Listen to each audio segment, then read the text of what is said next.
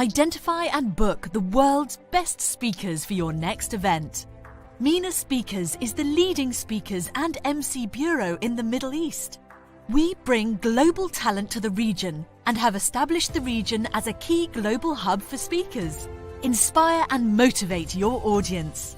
Find exactly what you are looking for by working closely with us to assist you in understanding the cost-benefit analysis tied to selecting a speaker for any event. Ensure that your audience is educated, engaged, and empowered. Connect with us for a quick response and tailored advice. Book your speakers now. Do you have an all-star HR team? You may feel your team is already performing at a high level, but let's take a closer look. Would your company's top leaders and employees agree that your HR team are operating at a high level? Are team members able to influence top executives on difficult topics? Are team members' business and strategy focused on the challenges the organization is facing? Does the executive team trust your direct reports as advisors on human capital issues?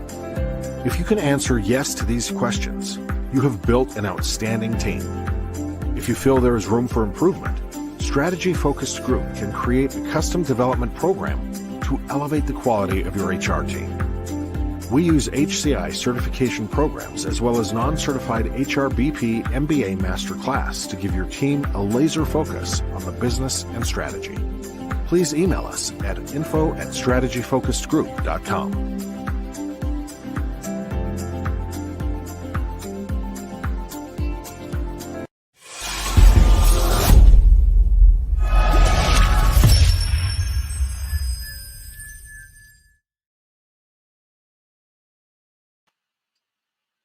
Good morning, good evening, depending upon what part of the world you're in.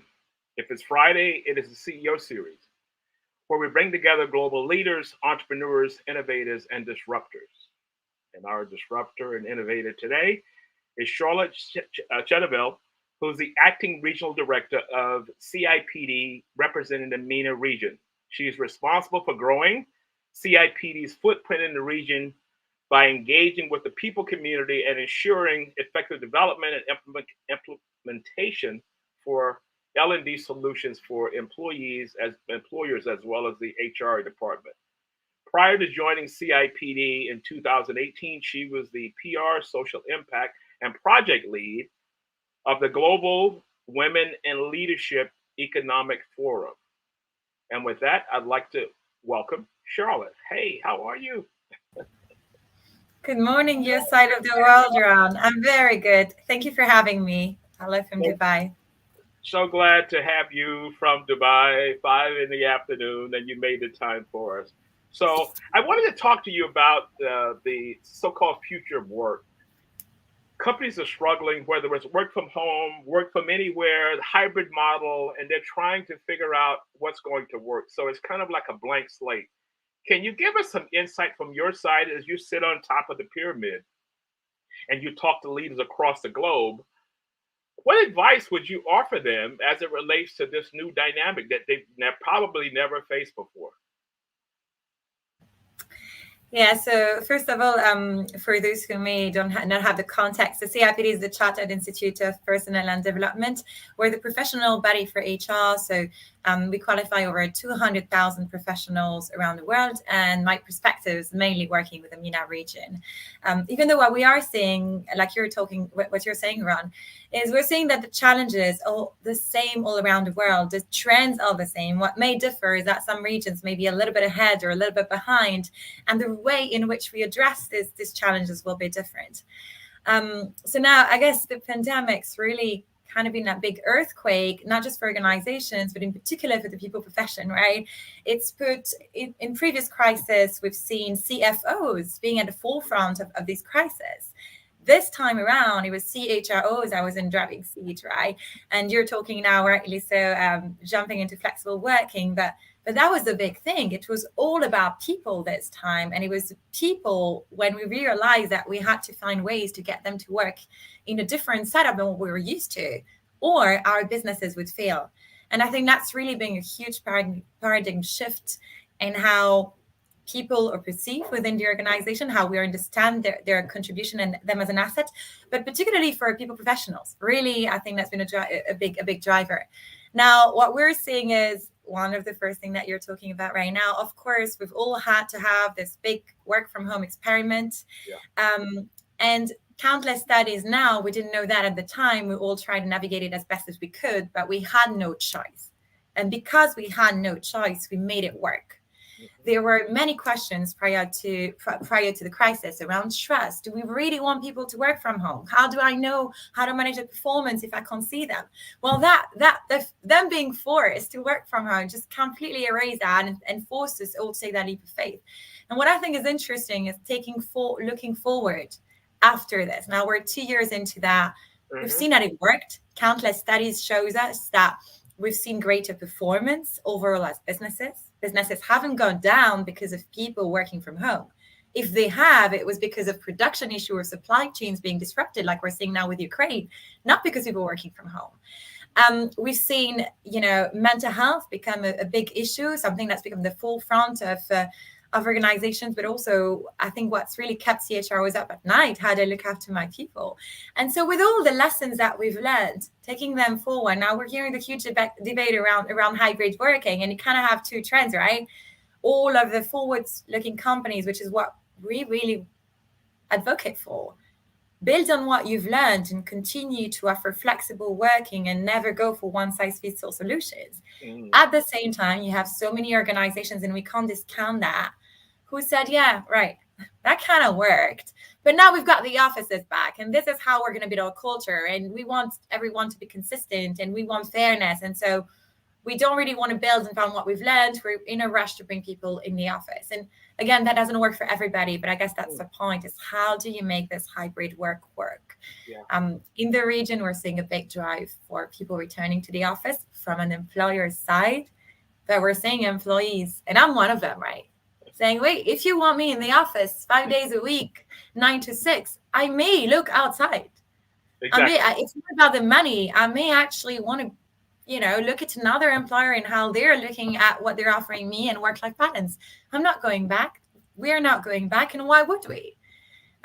So yeah, I hope that kind of gives us some food for thought for the rest of the discussion. You gave me so many nuggets to follow up on. So I want to follow up on the last comment you made. If somebody says, I want you back 5 days a week, I'm going to look someplace else, because a global head of talent acquisition told me that whenever he sees one of his competitors comes back with one of these rigid old school rules of I need you in the office 2-3 days a week, his team focuses on people with the skills they need inside of that organization.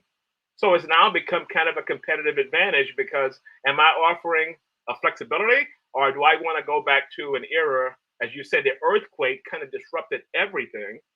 And now we've got to think in a new realm. And that new realm is saying that if it's a competitive advantage now if you're offering flexibility. Yeah, it's a very interesting point you're making around. A big thing that we've talked about just before this discussion is the seismic shift that's happened in the employee-employer relationship. First, as a result of COVID, because we've had to look at trust, we've had to empower employees, we've had to renegotiate our contract. I mean, work was at home and home was work. And then we're seeing it now going forward, right? Now you're seeing that we're in a very, very fast changing market. So I have to be careful, right? The market became very, very strong before the Russia-Ukraine war. It's then taken a hit again with a lot of supply chain issues. So it's constantly changing. But what we are seeing is the power has changed and is now really in the hands of the employees as far as top talent is concerned and as far as being a big employer of choice is concerned. So what I'm seeing right now, and we had a CIPD members event in Dubai yesterday, right?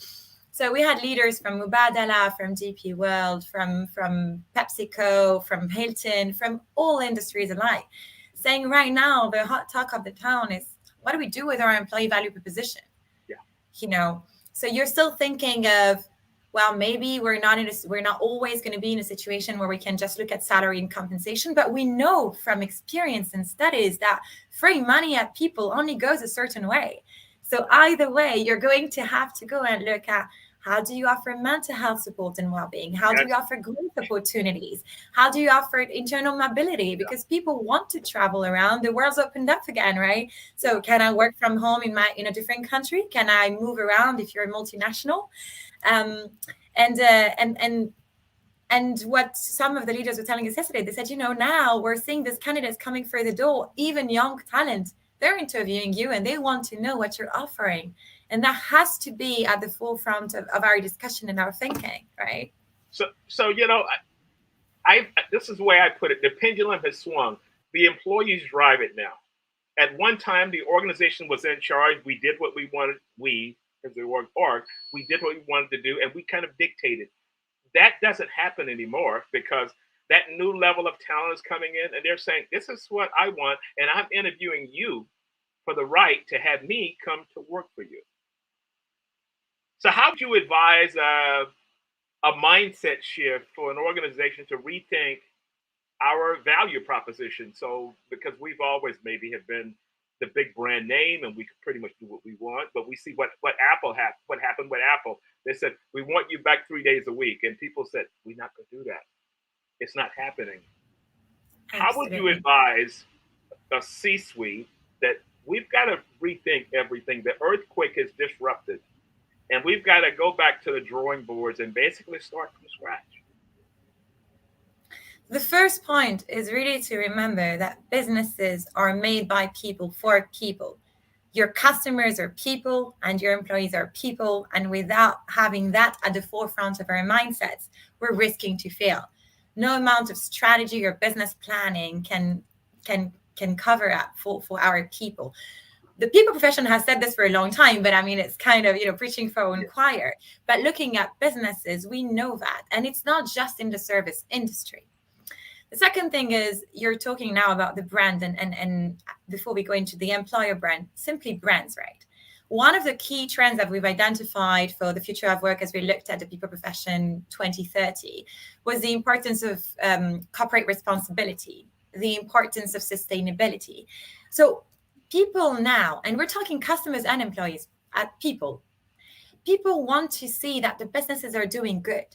And because of this, and they're looking after the people and they're looking for the environment, and it's not just a new talent.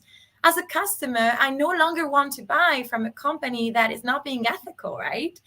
And we're in such fast changing market. Today's Apple can be tomorrow's Nokia.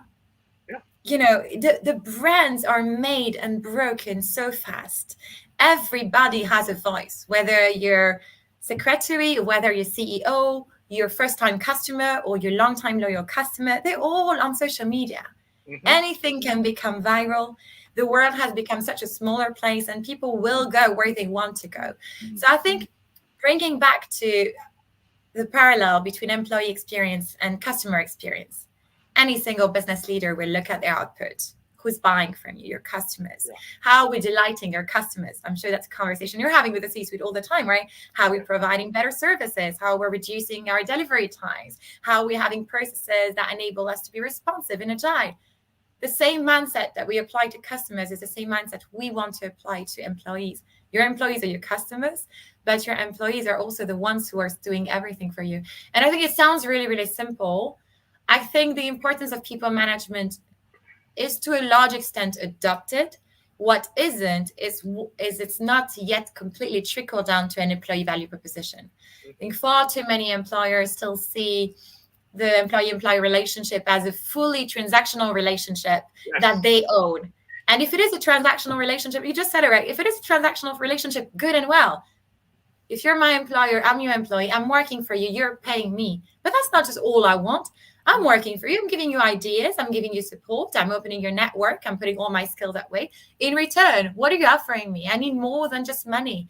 And if you think about it from a business perspective, all of the different elements of the employee value proposition, everything that makes an employer brand is actually not the most expensive stuff.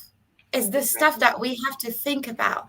You look at employee well-being, you look at flexibility. Yes. If you can't offer your employees a raise, what else can you do? What do you already have? Right. Maybe you already have international offices. You already have great facilities that may be just for your senior leaders. How are we trickling them down? you already have provisions for maternity leave or paternity leave. How can we adapt them so they're not just for that time? How can we make sure that we're looking at employees throughout their life cycle and not just at certain times of their life? So I think it's really what we have to think about. And the second thing is, as we're having this discussion, yesterday we're having a discussion about the future of work. And at the end, we're wondering, are we going to have that discussion again in 18 months? And there were different views around that. And I think my view is similar to what I've heard yesterday. Yes, we will. And we will have different answers because it will continue to evolve. So as much as business planning is important, we also have to understand and respond to this new rhythm, to this new pace. I don't think today, Ron, you could sit down and have a plan for the next 10 years for your business. That's not going to work. Not even to be thought of. But what you said was so important. Will we have this conversation 3-5 years ago? Well, my thought is yes, you will have it because the entire employee journey is evolving. And if we don't pulse to see what our people are feeling on the other side, and you use the analogy of customers, employees, that's not a hard concept to understand. It's not a hard concept to understand.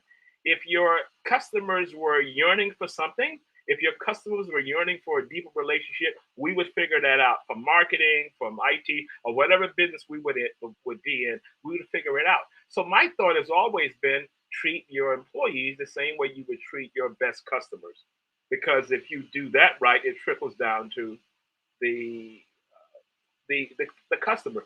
There's an American hospital in Dubai. CEO Peter Mikowski, very, very dear friend of mine. This goes back a while. And his thought was this: as a leader, I take care of the people who take care of the people. In other words, if I take care of the doctors, nurses, and everyone inside of the hospital, they will in turn translate that back to the patients, the people that even cut the lawn, park the cars, and all of that. And I've always said that is a perfect metaphor. Yeah, I think you're making an interesting point. Very often I hear from HR professionals, great, I want to hear what the others in my industry are doing. Yeah. I think in a way that's limiting, not just for HR, for business, for marketing. I think marketing has a lot to learn from how B2C or retail brands are marketing to the customers, even if I'm a big consultancy house, right? And the same goes for people management. So I think maybe your industry isn't the best in class. But what are the industries? And then there are always exceptions, and there are always, market leaders in every industry. But what are the ones who are usually thinking this way, where that thinking has happened a long time ago? It's what you're saying. It's a service industry. It's a healthcare industry where you're looking after patients. It's a doctor-patient relationship. It's it's the hospitality industry where we know the difference between a 5-star hotel and a 2-star hotel, and a great 5-star hotel and a terrible 5-star hotel isn't the lobby or the coffee. It's customer service, right? Yeah. It's true for banking. We all have our frustrations and our experiences with banking. So there are a number of sectors that have understood this a long time ago. Not saying that all companies in the sectors are doing well, but I would encourage companies and people to look outside of their own sector and see where can be the lessons learned. One of the key thoughts always comes to me, specifically in the Middle East, as well as Asia too. Everybody wants to know best practices, and you kind of nailed it exactly what you're talking about. Best practices worked at that company. The DNA is different. The customer profile is different. The line of business and you're different. It's okay to use that as an anchor, but my thought has always been, ask the people inside of your organization. You've got 1,500 employees. What are they thinking? Because the solution from XYZ company may not scale to my organization. So can we build a better listening strategy? How do we listen going into this new realm? I love the metaphor you use, the earthquake. It just threw everything out, and we've got to kind of put it back together again. But that requires listening to the most important asset that is called. How would you guide an organization post-COVID, if there is such a thing, to listen better, to listen to our employees better? The first thing is I want to give you an example that was given to me a while ago that really illustrates that, right? So I remember talking to the CHRO of a very, very, very large companies building aircrafts and all sorts of engineering. they had an issue with a plane that they had planned to build, and they just couldn't sort an engineering issues. They went out and spent so much money on trying to find someone externally, trying to find the best engineers, trying to find the best structure, trying to find the best solution. All that cost money and time and delayed all of their delivery to the customers. And eventually, they decided, let's just look internally. So what they did is they did a call internally. I think it was GE. They went internally and they put a call not to their best engineering team, they put a call to anybody in the organization internally. They said, hey, here's the math equation that we've got to solve. Anybody. And they found the solution coming from somebody completely outside of their engineering department, completely remote geographically, that had the idea.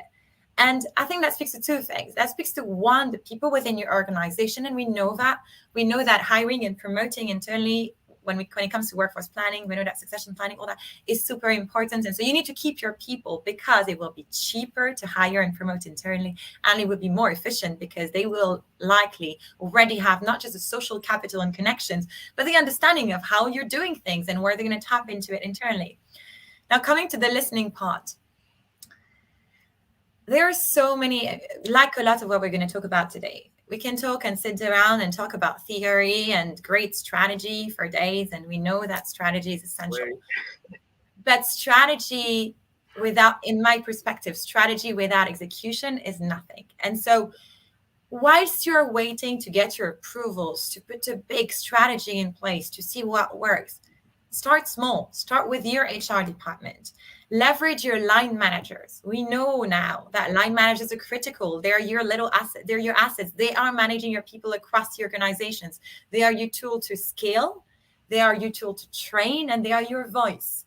So train them, leverage them, and listening. We know there are so many tools. You can talk about Pecan or all of these great, internal formal tools. Also, I know back in the days we used to say town halls. It's not like this anymore today. Surely you've got team meetings. Surely you've got an internal intranet. Surely you've got moments when you can capture what people think. But I'll say to organizations around on this, these tools and how you're collecting the information is not the most important. What's the most important is employee voice. For people to voice how they are, to help you find solutions, for them to tell you what they want. Mm-hmm. They need to feel safe.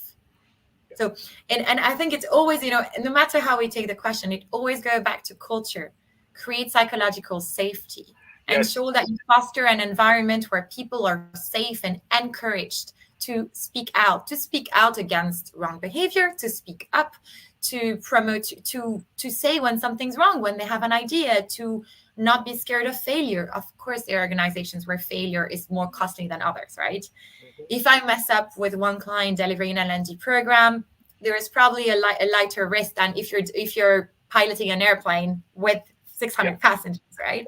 Yeah. So we have to understand risk appetite based on that. But still, there are so many ways in which your employees will contribute to you if they feel that it's safe to make a mistake, it's safe to fail, it's okay. And I think just that culture of perfection, that culture of, or even top-down hierarchy where everything is told down to you and you're not heard, no matter what tools you're putting in place and expensive consultants you're hiring, it will not land if you really don't focus on that human element. Yeah. Well, even sending out the email to say, here's the challenge we're having with this plane, and I'm opening it up to everybody, and you listen to what those people were saying. So to take it a different level, not just so-called formal, and we get these tools, and they got a bunch of tools out now, we can do these kind of things, but something as simple as people feeling free to make a contribution. So you mentioned psychological safety. We have to create that in the teams. So I heard an interview on CNBC, and they asked the CEO about his R&D department, and his response was, they asked how many people he had. He says he has 12 to 1,300 people. And the interviewer was kind of stumped because he said, you have that large of a department? You're not that large of a company. He said, no, everyone that works in the company is a part of R&D. If you can figure out a better way to do it, let someone know, because we're all looking for ideas. All the ideas doesn't reside in the so-called C-suite. And I said, you nailed it. And that's the same concept, because they were trying to figure this out. They didn't call in the so-called big shots who's going to charge them a ton of money. They sent out an email, and someone came up with an idea of something they've been struggling with. But that depends upon the culture that's created from on high. The cultural part, the CEO and the leadership team drives the culture. One other key point I wanted to tag into what you were just talking about. Korn Ferry says that 70% of the effectiveness of any team starts from the relationship that the manager creates, line managers, as you said, with that team. And that's an important part. But every time we think of leadership development, we go to the big shots and we start concentrating on those people. Thoughts? Yeah, I think you're making such a good point. So we know from research, both CIPDs and the Center for Creative Leadership and many others, that less than 40% of line managers get any formal training. And I'm sure all of you here have a similar experience. You've started somewhere junior, and the way to grow is year after year, suddenly you're given one person, 2 people, 3 people, 10 people, and you may never have gotten a management training. You'll have gotten training for some of your skills, but no management training. And you're very often not even given the time or resources to look after your people. So we know many line managers will be asked to look after an entire team, but also still have the same workload as though they didn't have that, when in reality, they should spend time with their teams, right? So that's an issue. And yesterday, we had about 150 people in the room. We're talking just about that topic. We asked for a raise of hands, who in the room, and again, it was leading organizations, international, etc., who in the room is satisfied with the way succession planning is done in their organization? One person raised their hand. One person raised their hand, right? And then we asked, all right, we were talking about this very important topic of leadership development across the organization. All right, forget succession planning as a formal process or even identifying talent. Currently, do you have any undergoing programs to train your line managers or future line managers? We had 10 people raise their hand. So you see, I think that's where it goes back. And every single time we talk to HR, it's about how can HR make a difference? You can drive the conversation. You can drive the policies and practices. You can drive through having a very evidence-based and analytics-driven narrative. You can sell, and you have to. One of our fellows always is that expression says HR have to become marketeers. They have to market the value of human capital to the rest of the organization. So yes, there is that part, but also HR alone, like any department alone, are not going to do much. No. And that's what you're talking, and that, we could go into a whole debate for that. But does it come from the top or does it come from the bottom? For sure, you need the leadership team, the visible leaders, to walk the talk when it comes to culture, when it comes to policy that you want people to take up. But also, you need to leverage all your line managers. If you're one company with a headquarters with X amount of branches across the country, those driving you are not your HR team. Very effectively your line manager. So I think it's really about leadership development. There's formal and informal ways to do it. Again, there are always solutions that don't cost millions. And I want to say this because every time the objection to the solution that we propose is say, well, I don't have the budget right now, etc. No, it's about the culture, the behaviors that you're promoting or condemning. That's very, very important. What is tolerated around here? What is encouraging around here? And then it's about, it could be an informal or formal mentorship program, or it could be a badging program or a sponsorship program. You're matching people up across your organization. You don't have to hire big expensive external stakeholders. And formal training goes one way, but there are so many tools right now. You can go for online learning. You have your LinkedIn learning. I mean, I think there is no barrier to accessing knowledge. It's how you're shaping it and how you're communicating to your people internally. Well, my response to a C-suite that would tell me that about budgeting and all those things, and my response will always come back to say, are you investing in your workforce? Do you see it as an investment, or do you see it as an expense? Because if you see it as an expense, you're on the wrong track.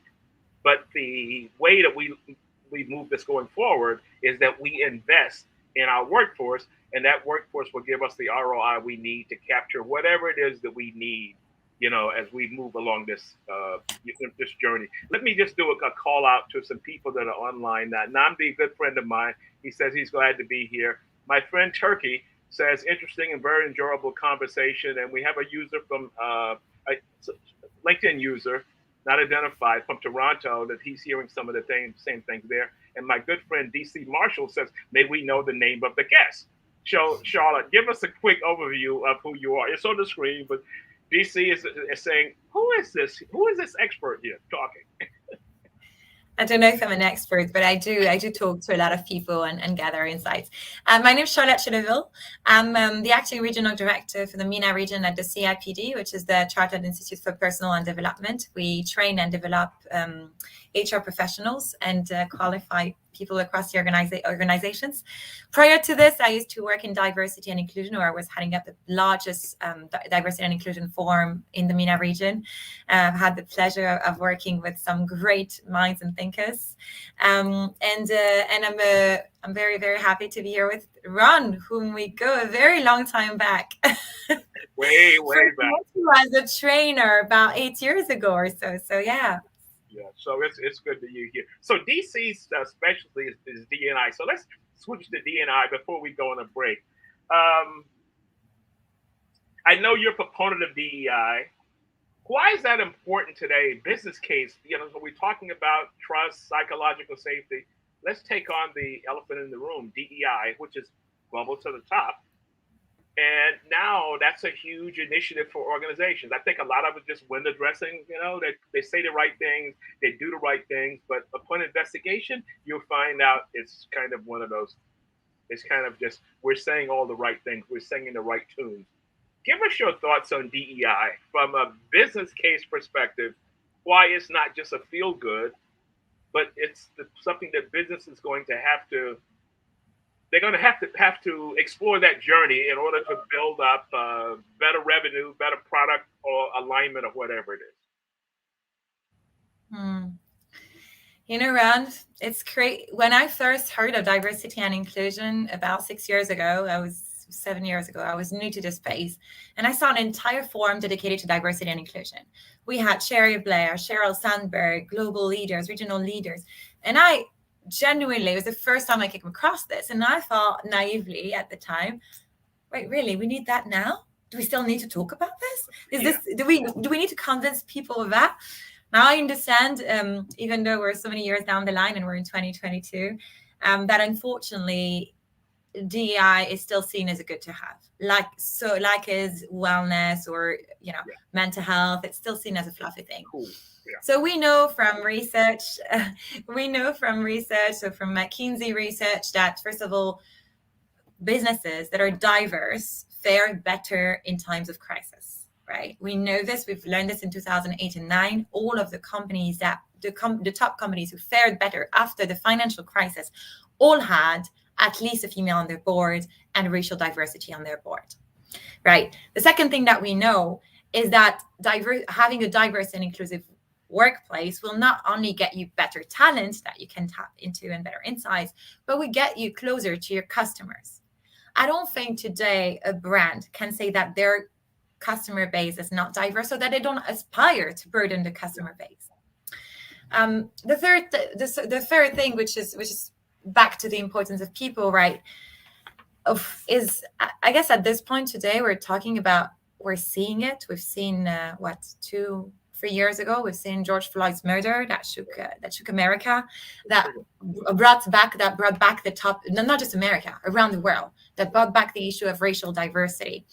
Again, today we're still having the topics around gender diversity. We're still seeing that we're implementing quotas, and then we're saying, well, now we don't want this one and done approach where we're putting one woman on a board and then that is it. And the reason why this is not good for business is because you're missing out on customers. You are not necessarily designing the right products. We know, I guess for racial diversity, we know that the African-American market is over $1 trillion. So I don't know a single CEO who will say they don't care for tapping into $1 trillion market. There are so many other resources that I will encourage you to look at, and perhaps we can drop them down after the chat. So I guess that's for the business case. I guess the question is, where are we today? And that's to your point of, so to say, greenwashing. At times of heightened pressure, every single time across organizations and societies, people from minority backgrounds or from who are in minority representation are hit the most. We saw it with COVID in terms of patient, and we saw it with employees. A huge fallout. The largest amount of employees that was lost were women who fell out of the workforce all around the world. That's not a Middle East thing. In developed nations, because the mental charge came back on them. You have the kids at home because there is so much happening, because women are still carrying a lot of that weight, and because employers are not offering enough flexibility to cater to their entire workforce, including women. So that came back to that rose again to the top of organization's agenda. And we have to be honest here, very often D&I is approached like merely disguised CSR. It's very good free advertising, unfortunately, right? So you'll see this big, bold PR statements about wanting to attract diverse talent, or very recently, I'm sure you will have seen the Goldman Sachs offering unlimited leave to their senior staff, right? So you very often will have big and bold PR announcements that are maybe significative of a genuine want, but are not followed up on. And so you could say some people operate, or organizations operate in bad faith. You could also say the commitment isn't really there yet. And very often, I think organizations, large enough organizations, are bipolar. You have the marketing department, you have the communications department, and you will think of your customers, and you will design size inclusive wardrobe, or you will cater to a diverse customer base. And these are the people who are coming up with great solutions orientated to customers.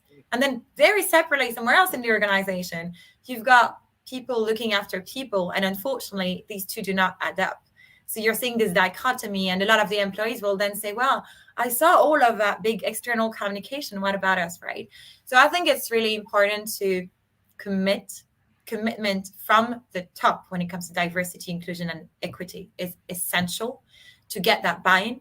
And I then think you have to be very careful about how you're going about first investigating where we are as organizations, whether your reporting is public or not. You have to dig, and you will find data that is not necessarily appealing, that doesn't make you happy, that the organization isn't proud of. And we have to be very careful. That investigation work is really, really important to know where you're starting, and then having a reasonable timeline. You do not change a company's reputation, whether you're seeking to attract diverse talent or whether you're seeking to, you do not change it overnight. So you can't have a 6-month goal. That would be very, very short-sighted. It's like if you're entering a new market tomorrow where your competitor has the majority of the market share, you will make a business plan that takes that into account and give it enough time. So I think that, and then ensuring that you always have an executive sponsor no matter what you're doing. Diversity, equity, and inclusion very often falls back on the shoulders of somebody randomly in the organization. And we saw with COVID, the largest ever amount of formal D&I roles being created. And then the tenure is less than 2 years. Why? Because again, you're lacking the commitment. So you're putting somebody directly reporting to the CEO with a great remit, somebody who's passionate and knowledgeable and has the right skills, but they don't have the internal influence, and they don't have a true, genuine commitment from the leadership. So it doesn't matter who you're putting up in that role, you will not drive change if it is an isolated initiative. Well, I saw some interesting stats relating to turnover in the so-called DEI space, and it's huge because you talked about having access, being a part of that executive committee or whatever it would be called, depending upon your org structure. So we do the window dressing, and we make the big announcement, and that person, in a lot of cases, may not have a budget. They may not have access to the so-called leadership team, which looks totally different. So I say that companies are putting out, it's more PR driven. And, they put out these statements, and I called one CEO out who I know has a track record of not being inclusive, and made this huge statement about all the things that they were going to do. And I called her out on the sidelines, and I said, you know what? We've interacted before. I've seen the way that you've done things. You have never done this before. And now you create a statement, and all of the people are coming in and say, oh my God, this is great. so glad you exposed all these kind of things. And I said, you don't have a track record in doing this. So tell me how you're going to proceed and change your MO. She did not even respond. So I'm thinking if I was a senior executive, I'm talking to you as another senior executive, and I'm pointing out flaws, I would probably want to get some insight from that, and just totally ignored me and my statement and my insight as a result of that. So that told me right away that you're saying one thing and you're probably doing something else because your track record is different. So CEO level commitment, board commitment, all of these things are important. I give you an example of I live in the Bergman area in Dubai, and when they were kind of redoing Bergman Mall, they were putting in this drugstore, and they had the whole screen, the advert screen, as to a customer frolicking on the beach in UAE. The people the family that they had in the ad had no resemblance to the UAE.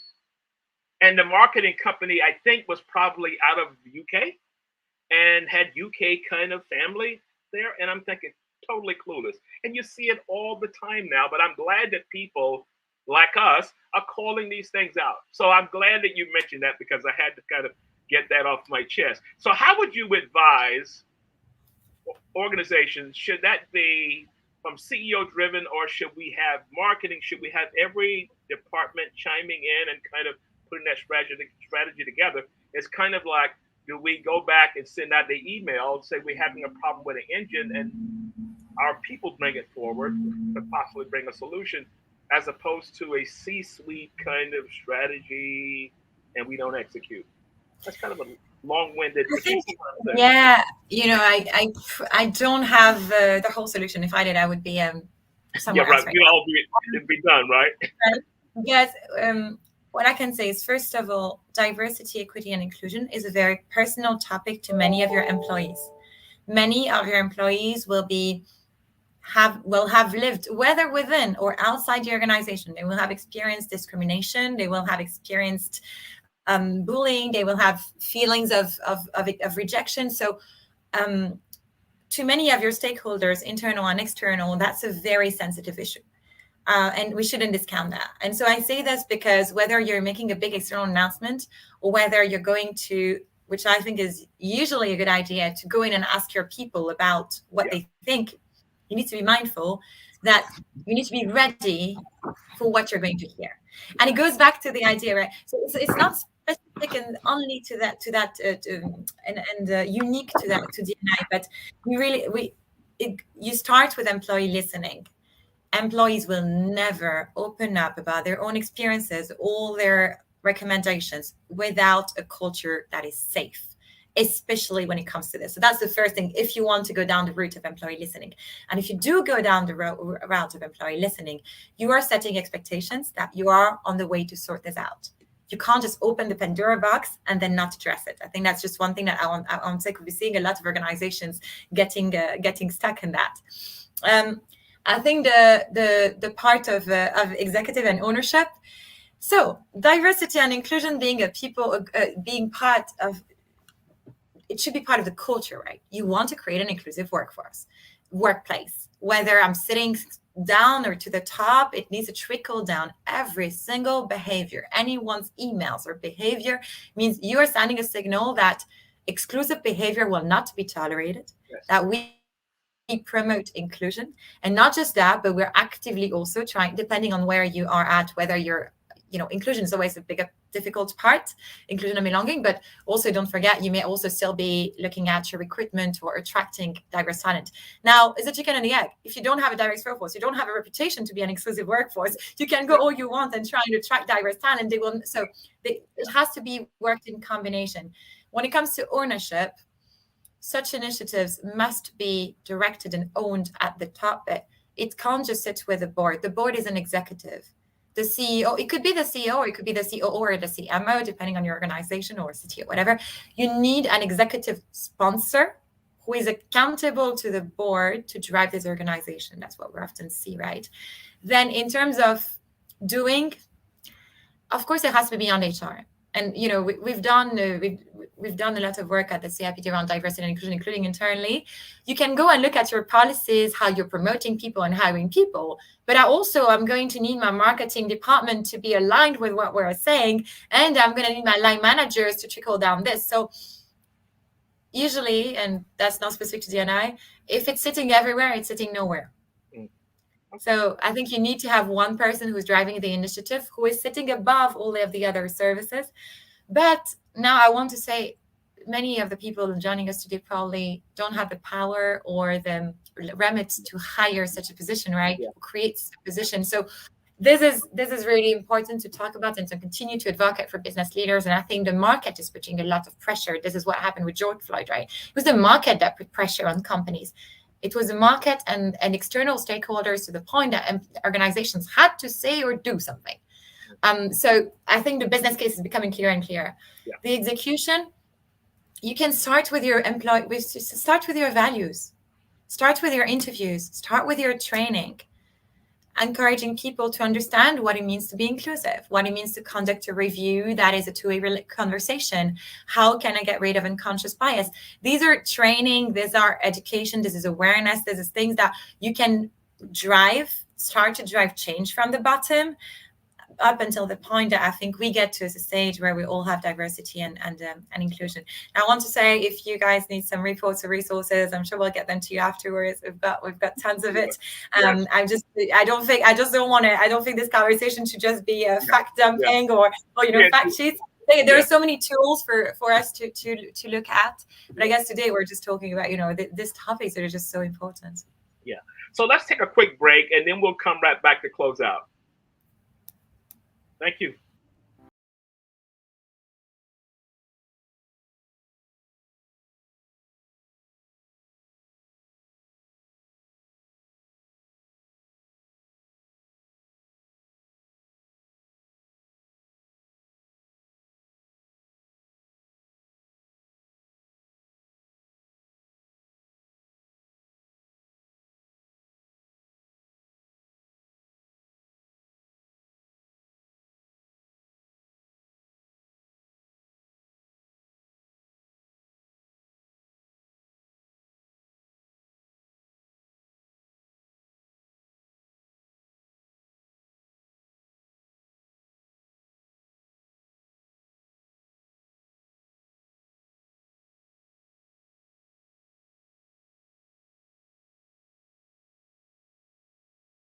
Email us at info@strategyfocusedgroup.com.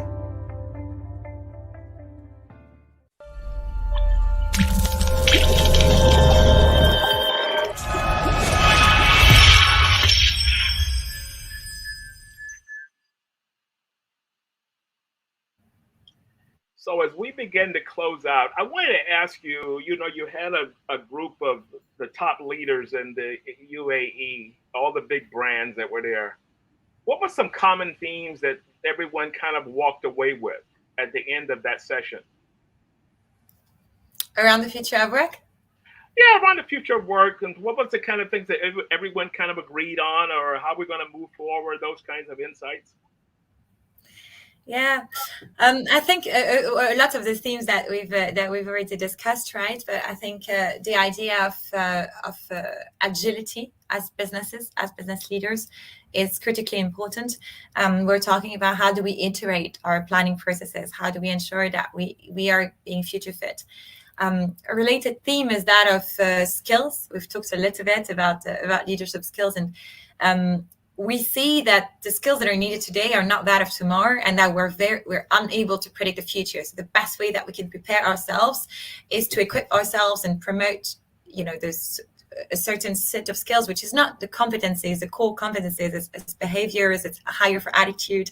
A lot of people said that in the room, and I think a lot of when we asked them what did you wish you knew at the very beginning of your career, two of the top skills that came up was networking inside and outside the organization, very interestingly, and emotional intelligence. It wasn't anything else that they thought really, really helped them advance a career if you kind of move forward. So I think the question of skill and of reskilling, we've seen businesses as whole completely transformed overnight with COVID. And that's taught us that we're able to be agile. And that's also forced so many of us and HR professionals and everybody, we moved to virtual, we've moved our products and services. So be able to, we've had to reskill, and thinking that we don't, let us take this forward and not wait for another crisis to reskill, but rather create a kind of culture of continuous learning. The parallel between the employee relationship and the employee experience and the experience of customers, it really keeps coming up as we're making the case for human-centric leadership. And I think really just the future of work is human. We're talking about digital transformation. We're talking about responsible business.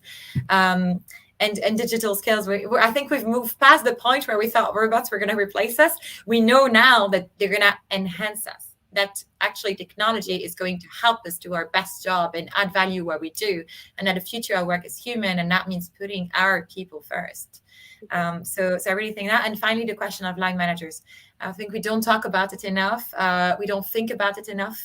The question of all these people who are just they're across the organization. They're your voice. They're managing your people. They're the ones who are delivering the experience for your people. And we know, like I shared some examples earlier, right? We know we don't necessarily get this right. We don't spend enough trying to understand our people. And that's in such a fast-changing world, that could be difficult. And finally, the question of hybrid working. And I would love to hear if anybody, even after this session, wants to let us know how they're doing, how they're going about this hybrid working or this flexible working, what they're offering. I'd love to hear insights. That's part of the whole EVP piece, which you mentioned in the beginning, Ron. Okay, cool. Can you give us your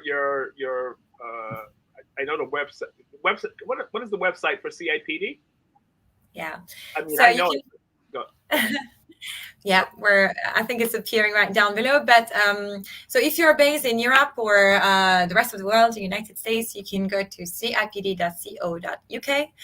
That's where we're headquartered. If you're in the MENA region, we'd love to hear from you on cipd.ae. And we're very, very active on social media. The CIPD is set up as a charity where we develop people. We do have training courses and work with employers to enhance their workforces and enhance their people management. But also we do a lot of research. We issue about 40 reports a year on the world of work, anything from diversity and inclusion to flexibility to technology, which I think are great resources if any of you is curious. Oh my goodness. Charlotte, thank you for being a guest on the show today and bringing all this insight to our audience. Thank you so much. Thank you, Ron. And I want to say thank you so much for the incredible work that you're doing and this series. It's so well put together. So really happy to be here. Thank you. Stay online and as we close out.